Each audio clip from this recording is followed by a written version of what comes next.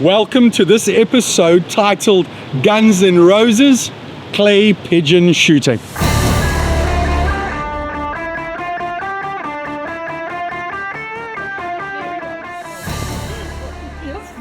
Say hello, my little friend. I thought I was way more dangerous than most.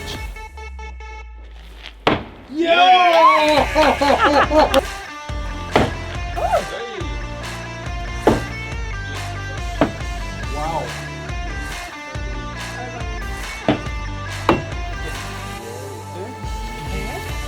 Go into that gap. Just to put up the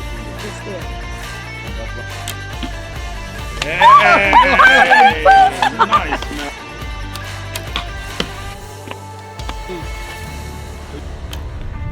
Hey!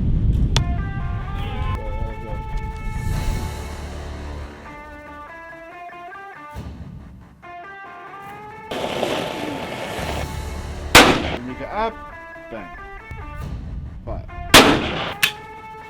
Put in your shoulder.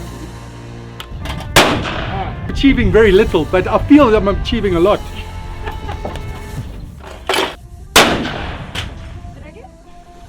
I mean, I'm getting confident. Can I even go for the small shot? 100%.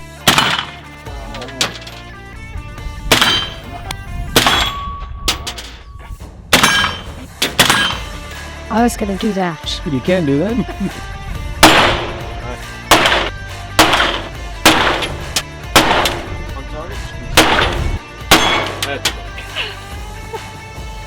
Come on, this is crazy! So this is what I'm about to shoot. It's a cannon. Yeah, for the ride, baby. You're shooting slow motion. I might cry. No, That's okay. Do you need that bullet? Oh no! That is quite an interesting photo, eh? Yeah. Because it says that number one, you've been here. Yeah. Number two, it holds 25 mils or whatever you like. Yeah. And it says I didn't get in my panties.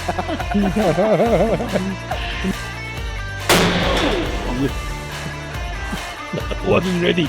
Oh no!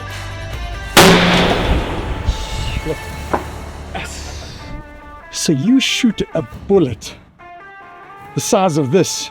You can't help as a man feeling so macho, but then you've got Pocahontas, aka Jeannie, shooting better than you and with a lot more calmness, and you don't feel that macho anymore.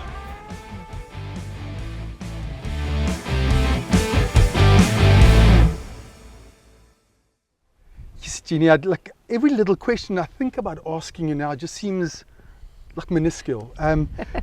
You getting into the outdoors, and I mean, you know that I love the outdoors.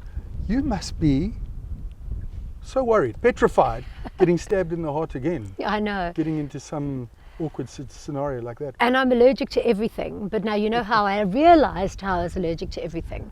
My aunt and uncle owned this maize farm in Johannesburg, close to Lanseria Airport. And I was a little girl, and my cousin and I went on adventures through this farm. And I fell into the wheat silo with all the husks, and then climbed out and realized from my bad wheezing that I couldn't breathe, that I was very allergic to these husks, that I was breathing in all of this maize dust. And from there on, I just used to get allergic to cats and dust and stuff. And so that never held me back from being in the outdoors, even though I'm allergic. I keep an asthma pump with me. I keep an EpiPen with me, but nothing holds me back. Listen, for the next guest, please let's ask them some questions. I didn't know she was stabbed in the heart with a drug to save her life. Gee. No, okay. I didn't know how sexy somebody could make throwing an axe. I must Well say, done. This was fun. Today was a really, really fun day. Those ninja stars were great fun. I felt like I was quite skilled with that. The axes I didn't do too well. I'm better at chopping a tomahawk steak with those axes. But you were right in asking the guys, that's sort of like just a carving tool. It's not like a real big axe. Yeah. Which is like a... An axe murderer wouldn't use one of those. Are you religious? I was raised Roman Catholic. Okay. But I wouldn't say I'm religious, but I do believe that God is the architect of our universe. And nothing shows us that more, right, than nature. Oh no, absolutely outdoors. The reason I'll ask you is because the way you were throwing those ninja stars in your previous life, you were something. Oh yeah, from a ninja from the Ming Dynasty. I think so. Listen, thank you for dressing cowgirl style today. What do you mean? This is my outfit. This is how I dress. Mary, you're very good at your job, eh? No, this is my farm kit. The last time I saw you before today, funny enough, was in Antarctica, and I was dressed like a penguin. So I do like to dress according to theme for whatever I'm doing in the day. There's nobody, no guest I'll ever have on the show that will be able to say what you just said. Antarctica of all places. Yeah. Yes, Jeannie, it was so nice to see you and your husband there in such an exotic place, and to know how special. I mean, you just climbed off the plane. Yeah. I mean, we My spoke about eyes were still full of tears, and you were the first person I saw. What a sight for sore eyes. And I love it. Earlier today you were saying that you realized just that privilege it was to be able to actually be there. So it's maybe not razzmatazz elephants and roaring lions, but just that outdoors again in a very unique place, eh? So special, so beautiful, and the weather here is even worse than Antarctica. No, just the absolute privilege to just see and understand what nothing is, right? Because it's just nothing for as far as your eye can see. What stood out for you in Antarctica? Well, obviously that Mission Impossible flight, which was just phenomenal. That aeroplane that looked like the inside of an action-adventure movie, and the skill of that pilot, the way the pilot landed that aeroplane where it didn't even skid or swoosh. I mean, it was just very, very well done. And then getting off the plane to view the expanse of nothing, just this twice the size of ice. Australia, eh? I couldn't Twice believe the size that. of Australia.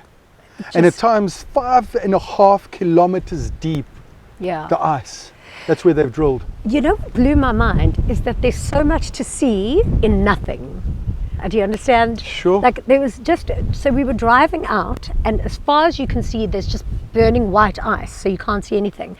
And then something that looked this size in the distance, when you got to that mound, was just the greatest, tallest ice wall. And it was nothing an hour, like 20 minutes ago, and now there's just this enormous mountain in front of you. That is just so much to see. The way the light hits it, the way the sound of the snow crunches below your feet. Sorry, I'm dropping everything here. There was just so much going on while there was just absolute stillness. You and I, then we see that in the same space. When I've taken the students down every year, I say to them, there's one favorite place of mine, it's that ice wall. And one of the things I realize now is that I am gobsmacked every time I get to it. Then I say, I forgot how big this wall is, because from far off it looks like nothing. Totally. But you're right, it's like, because everything's so grand. I mean, we're here by the Helderberg Mountains.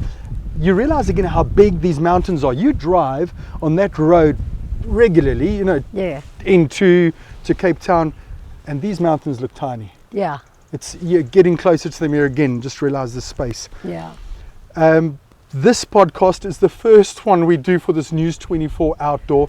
I am so grateful that you were the person that we got first. Ah, me too. I'm Thank so you. grateful also that we had Murray calls this the Guns N' Roses segment, and I think it is so apt, getting you've been around the world, you've traveled everywhere, and then you get to do something that I think you've never done before. I know. That was amazing. What was the highlight today?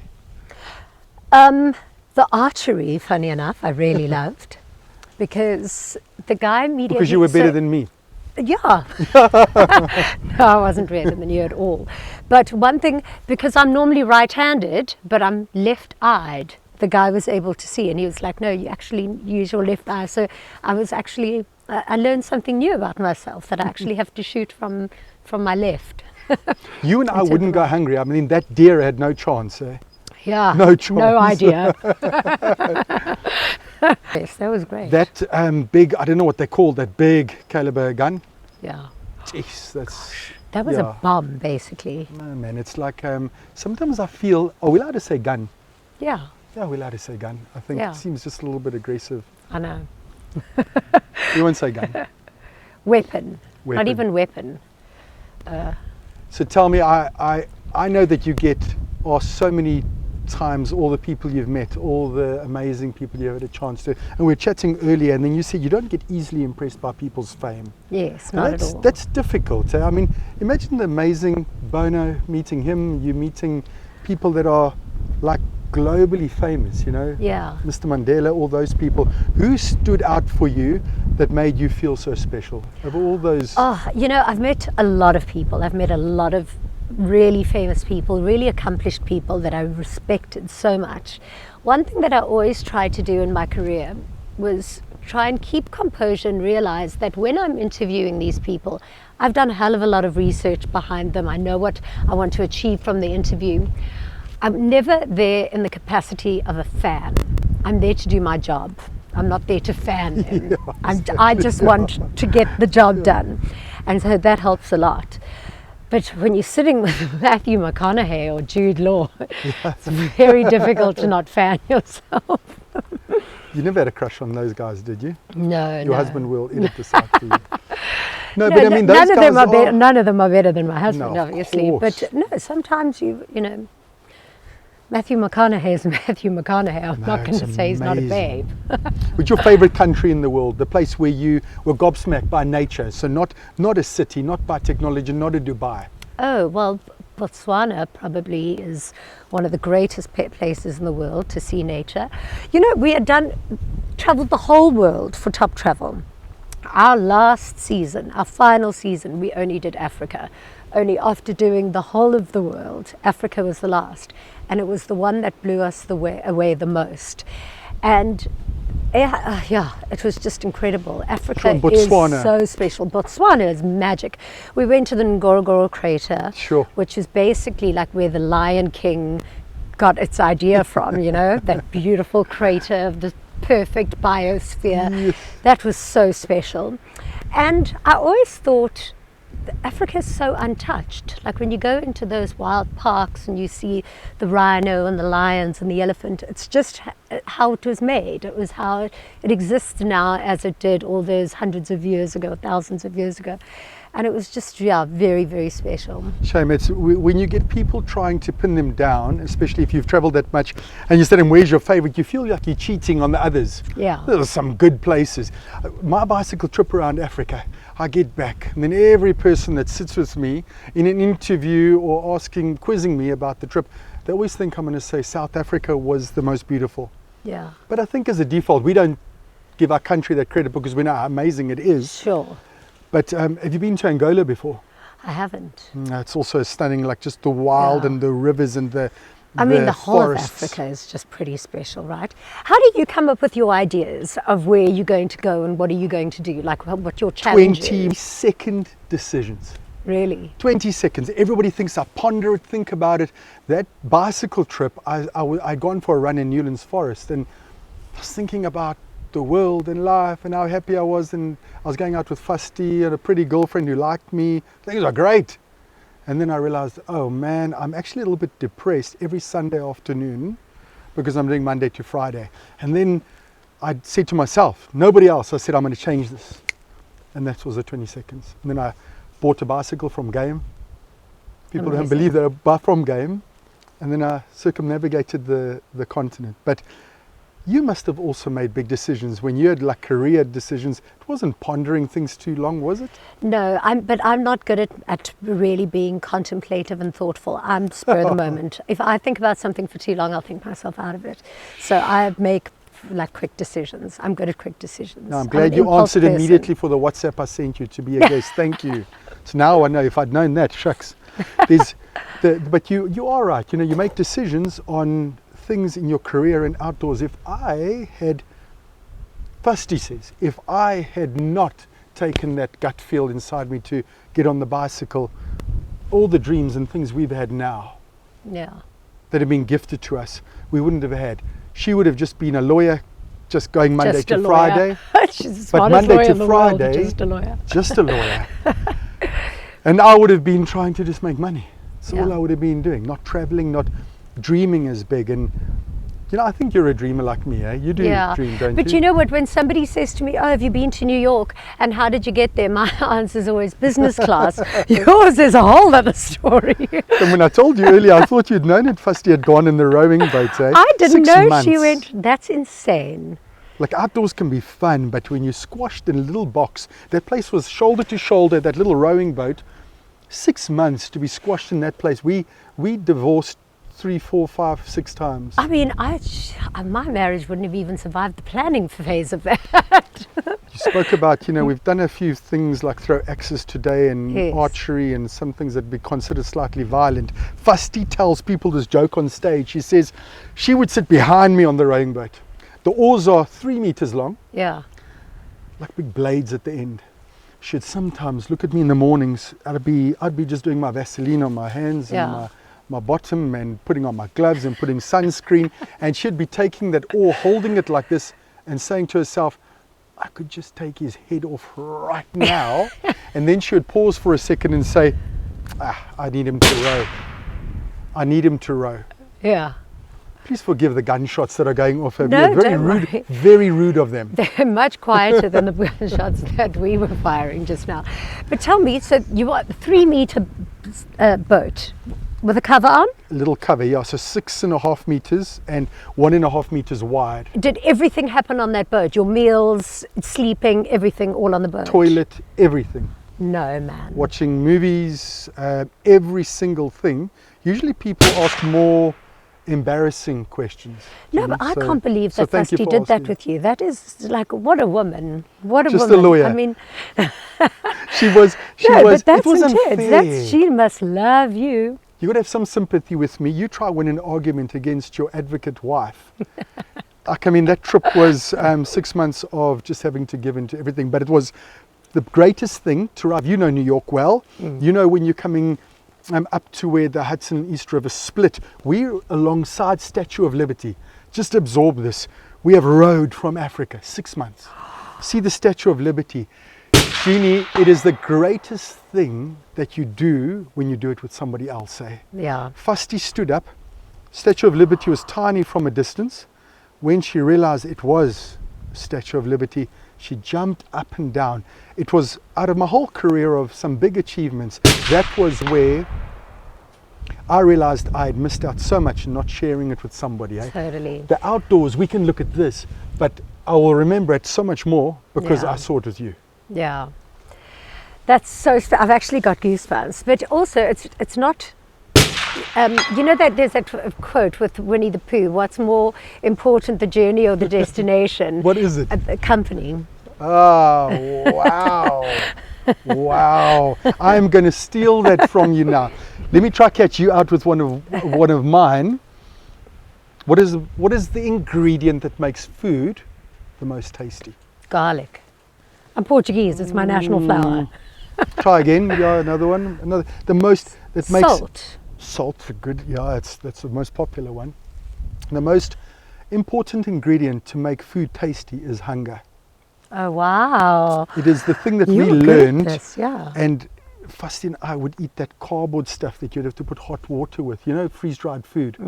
Everybody wants to know what we ate. We'd eat that cardboard and you wouldn't know how we would just be so conversational for the last 2-3 hours of our days rowing just about that spaghetti bolognese. Wow. Cardboard No. with water in it. Yes, it was so tasty. And are you a foodie? No. Not. I love when people have made effort in food. So probably I'm buying the love and the Yeah, effort that they have made. totally. Are you? I am a foodie. Gosh, no one appreciates food more than me. I can't cook. How bizarre is that? It's so weird. Like, I should be a brilliant cook.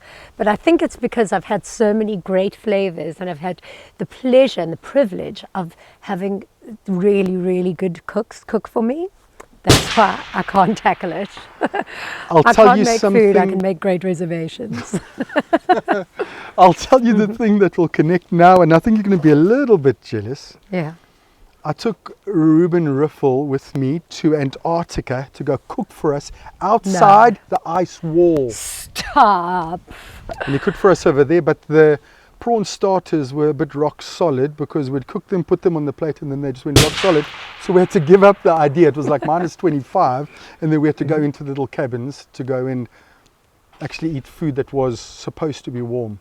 It really did. We made the prawn starters, and then when we got to having to eat them, they were too hard. It's bad for the outdoors. Ice cold. So I always think like, what do people judge you the most about? Like when you walk into a room and it's not like heavy, just like where do you think you get judged? Like being Jeannie D, Jeannie B now, sorry. Yeah. I'm not quite sure. It's, you know, that I've never worried about it. It's never bothered me. Like, I've never read bad press or good press, or I've never worried too much about what people think about me, because I've enjoyed my work so much. Wow. So I'm always going to be my hardest critic. But it is, like nowadays with social media, when you read the comments section, I just think when somebody does try and say something nasty to me or something bitchy to me and like comment on my body or my hair or I'm aging, I don't feel bad for myself. I think, what kind of person takes time out of their day to tell me like, oh, you know, you're aging, or you like, who cares? No shame. It is almost a hardcore sympathy you have to have for them. You really have to get into that habit. Yeah. But the question I actually I've just ask, really got a very thick skin. No, you do. Now, I mean it in a positive way. What do people think of you? What do people think of you? Do they say, oh, here she comes, she's going to comedians? So we know a few comedians. Nick Rabinovitz, he says when he gets into a place, he just deals with it now. He's not going to be telling you jokes. Like, listen, hi, I'm Nick here. We sit and we chat and go on. What do people expect from you being Jeannie D and you've arrived at a dinner or something? What do you think they're expecting from you? To be the bubbly, vivacious? That's the thing that describes you the most. Bubbly. They do, eh? Yeah. Everybody expects me to start telling war stories. Like I'm sitting down, I could be with the King of England and I'm supposed to start telling a war story. Yeah. In the meantime, I just don't want to tell a war story.